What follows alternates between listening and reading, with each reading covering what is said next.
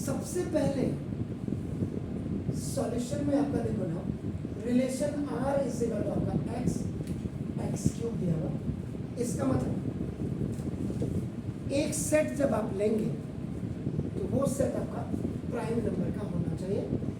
Prime number आपकी positive ही आप लेंगे, याद रखिए। तो the definition of the prime number is, what is prime number? Prime number is that number which is divisible by itself and 1, that is it। तो ना ये हो गया, और x is such that x is a prime number और less than 10। इसका मतलब a is equal to, सबसे स्मॉलेस्ट प्राइम नंबर क्या है? 2, 2, 3, 5, 7। बाकी 8, 9 आपका कंपोजिट नंबर है। को प्राइम भी आपको दिख रहे होंगे इसमें, एक के बाद एक जो डायरेक्ट आते हैं ना। एनीवे, तो देखो फर्स्ट आपका नाम x इज इक्वल टू, आप 1 रखिए, तो therefore x cube is equal to 1 का cube is equal to 1। Then ordered pair you will make, तो देखो ये 1, 1। now x is equal to 2 रखिए, तो therefore x cube is equal to 2 का क्यूब is equal to 8। तो order pair आपका जो है 2, 8। Third x is equal to 3 रखिए, that is x cube is equal to 3 का cube and is equal to 27। Order pair 3 and 27। कहीं गलती की मैंने? जल्दी बताइए, क्यों नहीं की गलती? बोलना सीखिए। जब मैं ऊपर प्राइम नंबर ये रख रहा हूं तो 1 कहां से आया? हमेशा याद रखिए, इसलिए टीचर को हमेशा टोकिए। मेरे जैसे टीचर को तो जरूर टोकिए, याद रखिए। ये आपको एक नसीहत भी है, इसलिए बिल्कुल कंसंट्रेशन के साथ बैठिए। कहीं कहाँ गलती कर रहे हैं हम? And x is equal to 7 का क्यूब। तो सर 7 का क्यूब क्या होता है?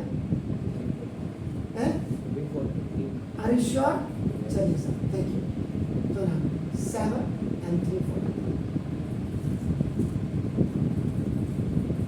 हो गया आपका रोस्टर फॉर्म। आप जब लिखेंगे r is equal to e, this is 2, 8, आपका 3, 27, now 5, 125 and now this 7, 3, 43। ये आपका रोस्टर फॉर्म। अगर वो आपको पूछता कि आपको डोमेन लिखना है, तो domain of R is equal to आपका क्या हो जाता? First element of ordered pair, आपका नाम एलिमेंट्स ऑफ 2, 3, 5, 7। और अगर वो रेंज ऑफ R क्या था, तो second elements of ordered pair आपका नाम, ये क्या हो जाता? 8, 27, 125 and 340। अगर वो आपको क्या था कि प्लीज मेक एरो डायग्राम, तो रिलेशन के ये आपका x के लिए और ये आपका x क्यूब के लिए, यहाँ पे 2, 3, 5, 7, 8, 27, 125, 340। हमेशा एक्स्ट्रा करने की कोशिश करें। तो ये आपको निकालना यहीं से था, यहाँ आपको एक्स्ट्रा प्लीज डू।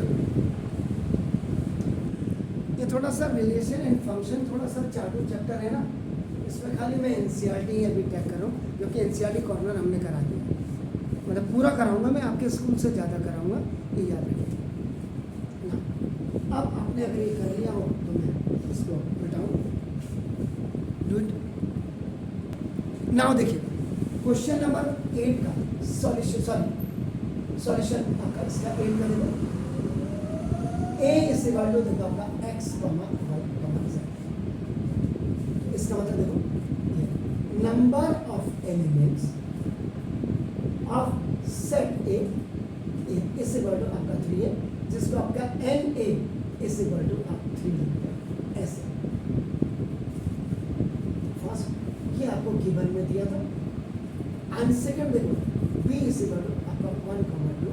तो देखो number of elements of B set, ये देखिए आपका ये इज इक्वल टू 2 है, इसका NB इज इक्वल टू आपका 2। Now you make the third में आपका देखो ना कार्टेशियन प्रोडक्ट आप बनाइएगा। कार्टेशियन प्रोडक्ट आपका इट इज कॉम्बिनेशन ऑफ आपका देखो ना x एंड y। यहाँ पे आपका x बिलोंग्स टू आपका a होगा एंड y बिलोंग्स टू आपका b होगा, हमेशा याद रखिएगा। तो ना a cross b is equal to आपका ना x, y, z। हालांकि इसकी जरूरत नहीं थी यहाँ पे, लेकिन मैंने बिगिनर से इसलिए मैं जरूरत समझ रहा हूँ। आपका नाम देखो अब आपको x, 1 x, 2 y, 1 y, 2 आपका z, 1 और z, 2। इसका मतलब number of elements of A cross B is equal to आपका 6। इसको जो आप लिखेंगे and A cross B is equal to 6। So that's why I आपका just find out this one. तो अब आपका देखो अब फोर्थ में फॉर्मूला यूज। अब फॉर्मूला यूज का मतलब देखो and A cross B is equal to n A और इनटू एन B हो गया। हालांकि अगर आप ये इतना नहीं निकालते तो भी आपका इससे काम चल जाता। ये मैंने इसीलिए आपका थोड़ा कई बार बच्चों के दिमाग में समझाने के लिए ये मैंने किया, जबकि ये 3 × 2 इज इक्वल टू 6। अब देखिए नंबर ऑफ ऑर्डर्ड पेयर ये इज इक्वल टू 6 है, एंड 1